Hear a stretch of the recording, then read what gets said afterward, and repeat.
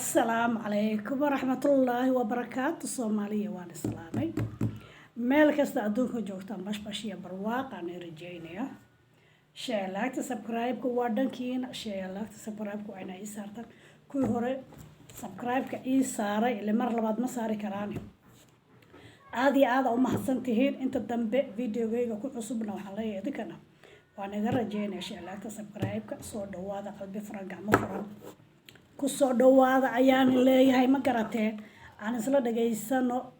kabteen Ayuub oo raali galiyay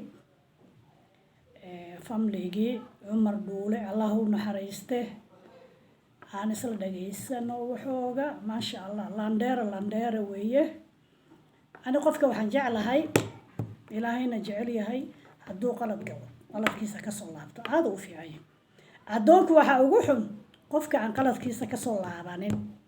intuu adoon qasay xumaata qasay aan haddana qaladkiisa ka soo laaban kaas adoonka ugu xun qofka isgartay isqabtay oo qaladkiisa ka soo laabtay ma sha Allah weey aan isla dhageysan عليه وبركاته وحان هالكان كسلام يا دمان umada Soomaaliyeed salaanka bacdi waxaan rabaa halka inaan ka raali geliyo dhamaan family-ga reer Cumar Dhuule oo iga tabanaya qadaf iga soo gaaray waxaan leeyahay walaalayaalow raali gelin baan idin sidaa waa dhambaal raali gelin ah waxaan idinka raali gelinayaa qadaf kasta oo xaggayga idinkaga yimid mar labaad iyo mar saddexaad Soomaalidu waxay ku amaadaa hawraanayni nafsi ku yirin nafsi ku qaaday khalad igama gelin reer Cumar Dhuule waxna ma dhex marin aqoon gaara iskumaanu lahayn Cumar Dhuule sidoo kale isku dacba maanu ahayn isla ma aanu soo qaadin isma aanu soo gaarin balse hadal aan meel u waday baa iga soo leexday taasoo aan garawsaday inay khalad ahayd dambina ahayd inaan Cumar Dhuule iyo reerkiisuba shakhsi ay ka karaamo iyo sharaf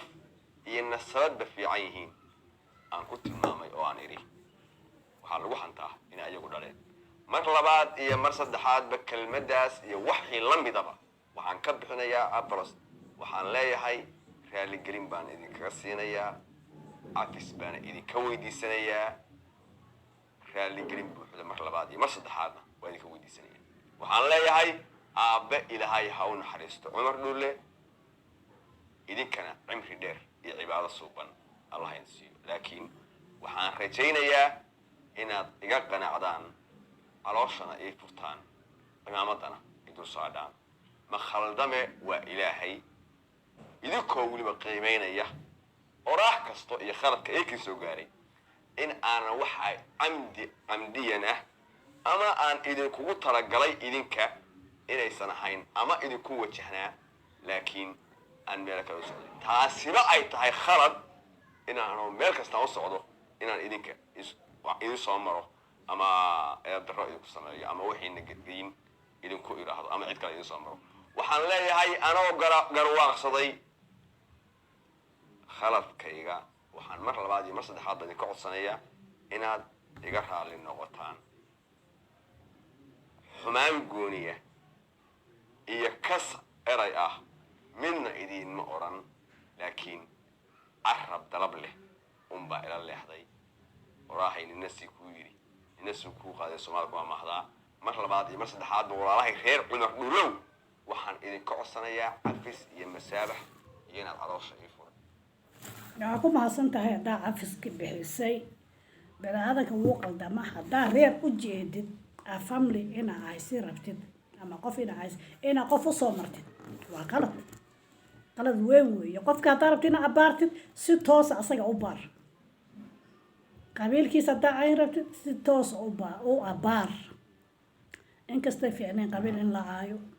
inkasta fiicneen qof shakhsi in la aayo social media inta la soo fariisto la isaayo ama wax la iska sheego inkasta fiicneen laakiin hadaa ku tala gashay qofka ina abaartay asaga keligii abaar adoo qof kale u soo marin adoo qabiilo kale soo marin asaga toos u abaar hadaaba ku tala gashayba inkasta laga fiican yahay Soomaaliya sii sheegaray intaas baan usoo galay wiilka yar oo apologies ka bixiyay ayaan usoo galay Umar Dhuule waqtigu Umar Dhuule noolaa ama heesi jiray asaga maba jirinba waa qalad weyn weeye dad waaweyn oo aabaha lamida dhintay Allah u naxariistay na wax laga sheego ama qabiil dhan wax laga sheego qalad weyn weey waan ka hadlay waa qalad weyn hadduu afis bixiyay oo apologies bixiyay oo raali gelin bixiyayna shukran maqaldami waa ilaahi qofka qaladkiisa gartaa aad buu u fiican yahay in badan ba halka ku jiro qaladkooda inta saa iyo wax kasta isqasaan oo haddana apologies bixinin xumaatada inta saa u qasaan apologies bixinin oo afis bixinin oo raali gelin bixinin ayaa ka buuxda ani qofka qaladkiisa gartay oo soo qabtay oo haddana social media inta soo fariistay haddana ka bixiyay apologies ka bixiyay maasha Allah wiye waa ilaahay mahadi Soomaali weyna khayr iyo abshir iyo bashbash baan rajaynaya sheelaagta subscribe-ka waa dhankiina cimri dheer cibaado leh cimri dheer caafimaad leh cimri dheer nabadgelyo leh kulligan Allahna siiyo sida ay kulanti dambe oo xiiso badan leh inta yar baan usoo galay wassalaamu calaykum waraxmatullaahi wabarakaatuh